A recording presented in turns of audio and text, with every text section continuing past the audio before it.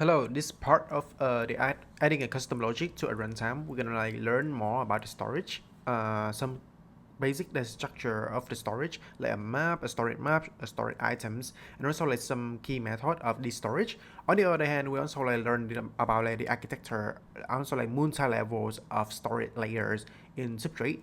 And right here, I'm gonna reuse a slide of South Tabrizi, a former core engineer of Parity. The Substrate storage has these abstractions, and we break it down to four different layers. The first one gonna be the runtime storage API, and then overlay transets, Merkle try, and then key value database. So the runtime storage API can be called to the SPIO that allow you to can write to store it with a given key value. So in the palette, you remember the palette storage macro. So when you define storage items using the common data type, like storage value, storage map, or storage double map, that you can allow to write down to the key values database right here. But before going to that, the underlying layers of the key value database, you have to go over the overlay genset. And what is the overlay genset? So the overlay genset is the state changes to the underlying database. So before you go into the key value database, you should have another layer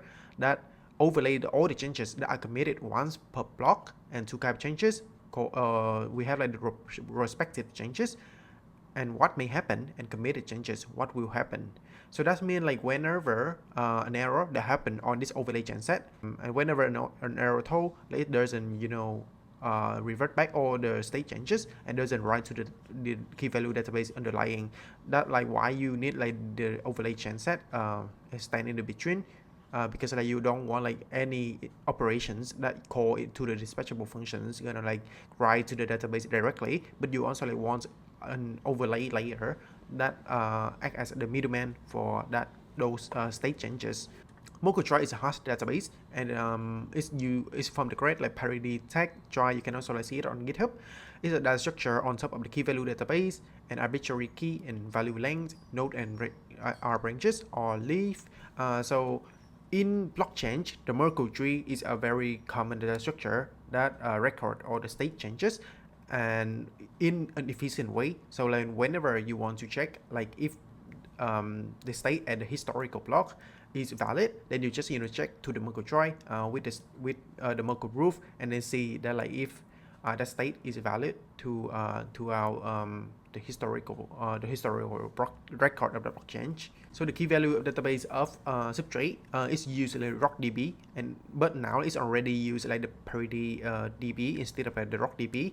So to talk about the Parity DB, it's a database designed by the Parity technology company, but in a more efficient way for the blockchain, simply speaking, and because there's some kind of overhead in the RockDB that doesn't very good for the scalability of the blockchain, and also the performance of writing to this RockDB key value database. One thing must be noticed that you should only store consensus critical data in your runtime storage. Not everything that you should store in your runtime data, because storing data on the runtime is different from storing data in the Web2 server. So in the Web2 server, you can store anything, basically anything, but on the blockchain, block space is sometimes expensive, so you have to use it meticulously, and also take into any considerations for the data, for any byte you store into your runtime storage. The first scenario would be a decentralized block, so the runtime should be able to come to the consensus about the content in the blog post. So you can store the text on the IPFS, or then you store the IPFS hash to your runtime storage. Do not store the text of the post in the storage, because imagine if you have a post up to 1,000 words, that means it's gonna be more than 1,000 bytes, and then when you store in your runtime storage, that would be a nightmare. And depend on how many fields that you're gonna have inside the struct. But if you have multiple fields, that would be best if you can use a struct. But if not, consider using a storage value instead of a struct. Whenever you do an upgrade on at runtime, you have to do migrations. So the final try part of your storage record is defined by the 2x128 hash of the module name, and also 2x128 hash of the storage name, and then the hashers the peak hashes. It can be like 128 or like 2x 128 hash over like the key of the record.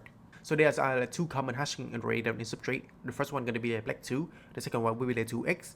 So what are these two, and what are the difference between these two? So the black 2 128 concat generate a cryptographically secure hash of key that can be verified and used to access data on the Substrate runtime state. 2x64 concat generate a fast non-cryptographic hash of key that are ideal for low latency use cases. And remember when we talk about the runtime storage API, SPIO, that allow you to write to the storage with the key value. And right here, we have the SPIO storage in this grade. And this allow you, it provide you some set of method that allow you to write to the overlay genset. If I want to write, I'm gonna like call this set method, and as you can see, like it's gonna receive the key and the value. You can also define the underlying implementation of that SPIO set storage set method in the Polkadot SDK, and as recommended, like whenever you want to learn something about Polkadot, just open the Polkadot SDK and everything will be there. So right here we have the overlay changes. So the overlay changes, as I mentioned, is like the set of changes that are overlaid onto the backend, and it allows changes to be modified using the nestable transactions. Before like making any changes, state changes applied to the Polkadot, you have to pass through the overlay changes and make sure like there's no error throws. So in the overlay changes, here's like the structure of the overlay changes. But in this video, I think we shouldn't care about this. And inside the overlay changes, there's a method called a set storage. So this set storage method is set a new value for the specific key and can be rollback or committed when called inside a transactions. Whenever there's any error throw, set storage gonna like rollback and not like commit to the Polkadot. There are a few different places that this set storage method is used. For example, here the SPIO storage is used to set the well-known keys of the index in the frame system palette. This is when the changes is built and you want to set the index of the transactions. You may wonder like what is the well-known key. So the well-known key is the list of all well-known keys and prefixes in the storage. So here we can get to some common well-known keys. For example, like the WAMS code of the runtime. This is like one of the most important well-known key that you when you work with Substrate you might know. It's gonna be like the SPIO storage, and then like set with the well-known key.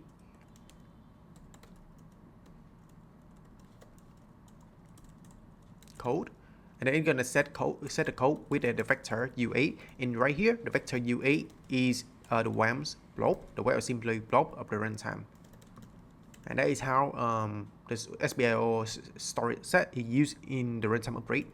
And now we go back to the example palette that we just had in the very first video, and now we're gonna play with like some of the storage items and how to write to them and how to like read the data from those storage items. So right here, because we already like play with the storage map and the storage value, so I'm gonna like change it to maybe like call it like as double key balances. So this double key balances is basically like have two keys from the two account instead of like only one.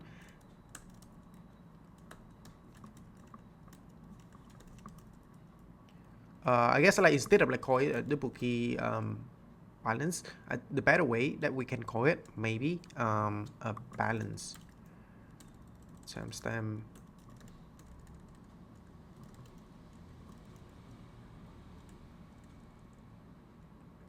total balance, total account transfer, total direct transfer.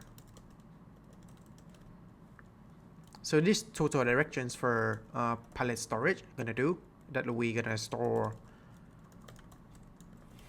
basically gonna store the transfer record of the sender and the destination with the balance. So in that way, like we can like accumulate the transfer record value, the each in total. Accumulate in total each transfer record value of the sender and destination with the balance. And to do that, I need to use the storage double map. And with the storage double map, you have to provide the two key without a prefix. Don't have to care about that. Then you can like provide like black to 128 or black 102 125 depending on the key. but in my case we don't need the 225, but only a black to 128 is enough. And then you have the account ID, which is the sender, and then you have black to 28. This one is the destination or recipient, whatever you call. Then you can, then the last one gonna be the value. So the value of the storage tuple map gonna be the balance with the value query, similar to the above. And then we have our storage structure.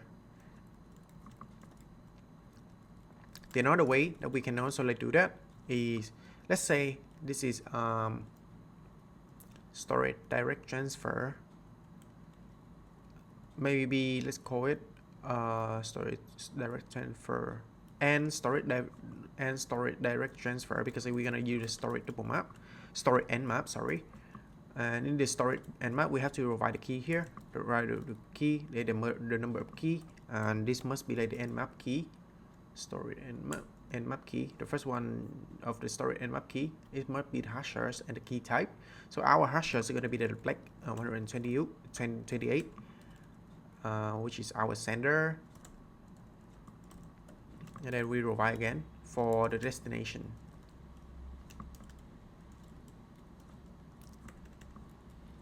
Here, sender, and then the destination. And now we want to write to the storage. So in our code, when you call a min and save, you want to write to those storage. So let's call it total direct transfer. And what we want, we also try mutate. But we have to specify the two key. The first key gonna be the sender, gonna be the minter.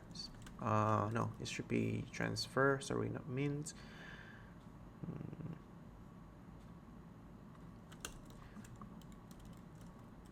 The transfer. The first one gonna be the sender, and then the destination. Then we have the lambda function here that get the balance. With the balance, we gonna increase. We're gonna the saturating add. Or maybe they call it check add. With what is the value that we're gonna add it, and it must be the increase value.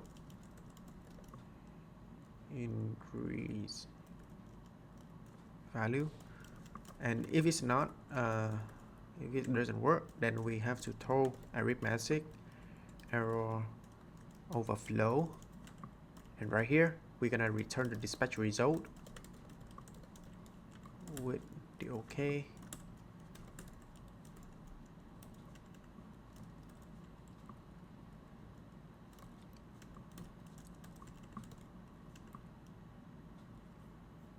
Let's see if our code compile.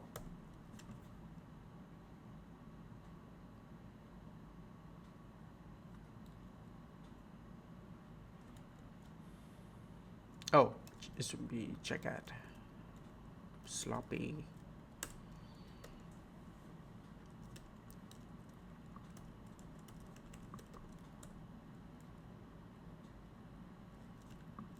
To specify the generate type.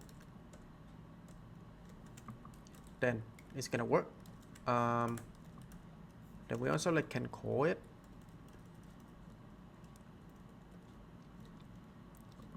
This is total and total direct transfer.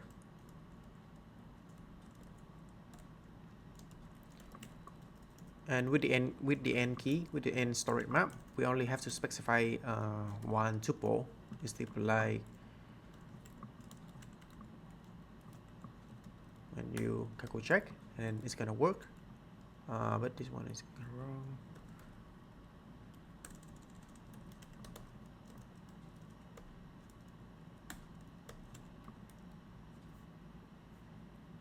And this is how you write to the storage tuple map and the storage end key.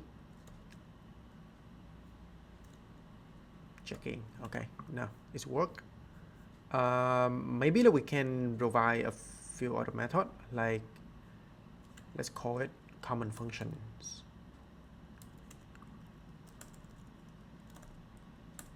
So we want to read, these are some common functions that we want to read from. Let's say the first one going to be the balance, maybe the total issuance.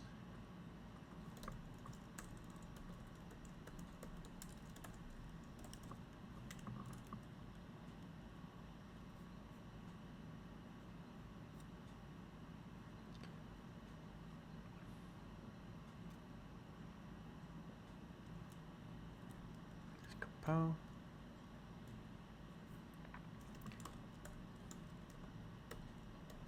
Then in our total issuance, we can get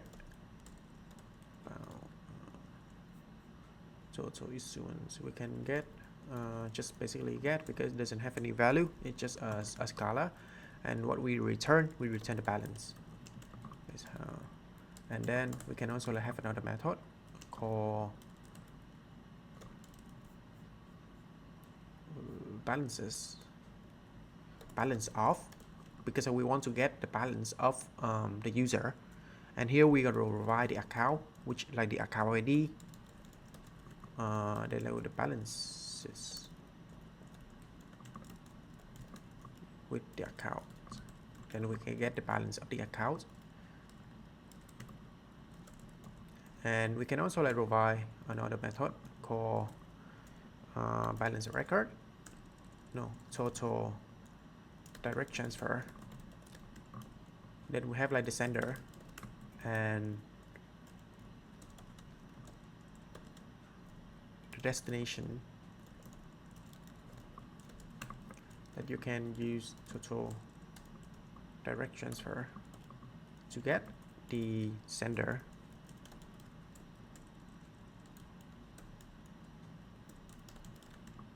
and then destination.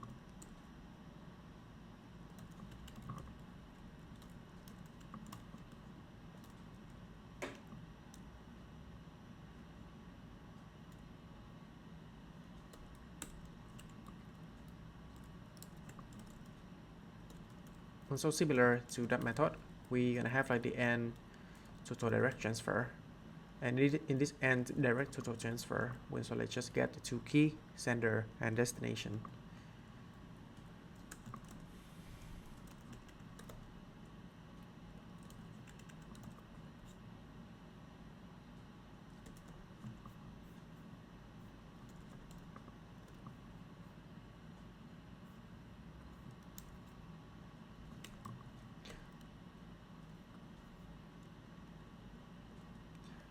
And with Substrate, instead of writing those methods on your own, you can also use the features, the macro called gather from the palette, right? And this you're gonna specify the total issuance at one of the method. Issuance.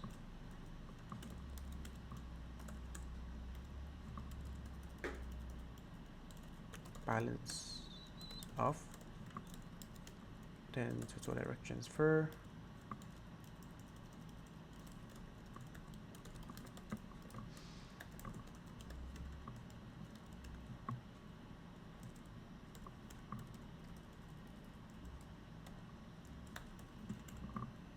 And as you can see, when you define that, it's gonna hold all the definitions for total issuance already they declare. The magic of this macro, is from the storage items, it's gonna generate the method that to get the informations from the storage value and also the storage items. So right here, this method now is too narrow because you already have those methods generated.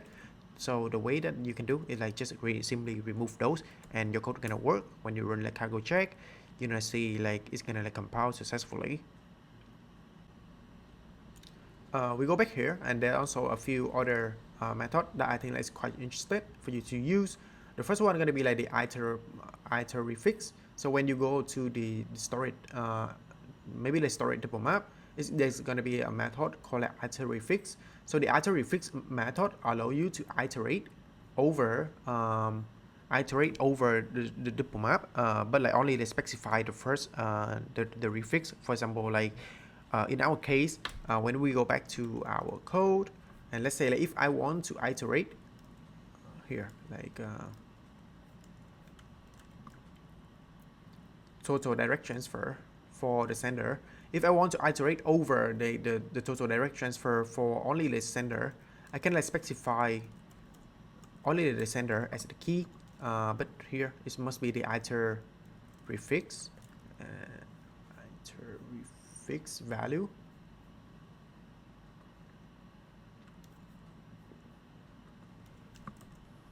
Then you have to specify the sender, and then like it's gonna return the iterable.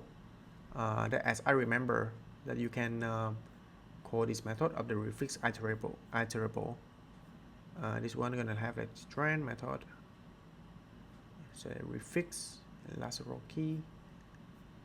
So from this iterable, what you can do is like you can enumerate, and then you loop it over. You simply like loop it over this iterable, and then like you can accumulate here a total transfer for the sender equal to the balance 0, and total transfer for sender plus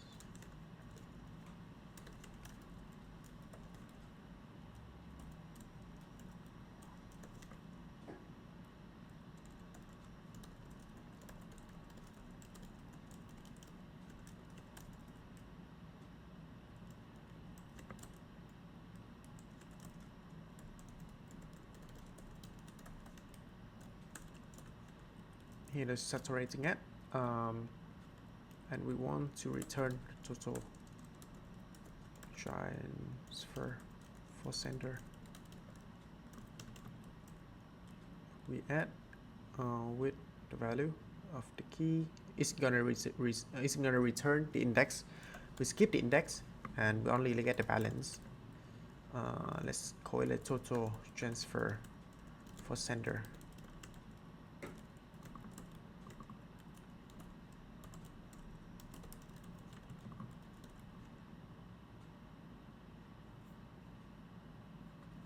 And then you have like the successful method. When you run like compile, it's gonna return successful. And that's also the end of today's video.